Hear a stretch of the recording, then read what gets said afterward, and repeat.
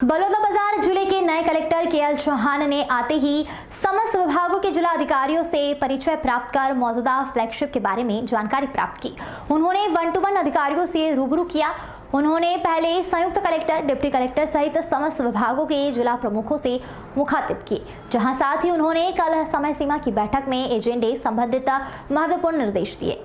उन्होंने केंद्र की महत्वपूर्ण योजनाओं के क्रियान्वयन से संबंधित जानकारियों की विस्तृत समीक्षा करते हुए सर्वोच्च प्राथमिकता से पूर्ण करने के निर्देश संबंधित अधिकारियों को दिए हैं। उन्होंने बताया है कि राज्य शासन के निर्देश अनुसार रामलला दर्शन योजना के तहत हितग्राहियों को रवाना किया जाना है। इस संबंध में सभी आवश्यक तैयारियां पूर्ण करने के निर्देश दिए। साथ ही उन्होंने मेडिकल जांच संबंधित निर्देश स्वास्थ्य विभाग को दिए हैं। श्री चौहान ने महतारी वंदन योजना पर चर्चा करते हुए सभी हितग्राहियों के आधार सीडिंग करने के निर्देश दिए हैं। पीएम आवास योजना के संबंध में जानकारी देते हुए हितग्राहियों को इस योजना से 100% लाभान्वित करने के लिए पूरी संवेदनशीलता से कार्य करने के लिए कहा गया है।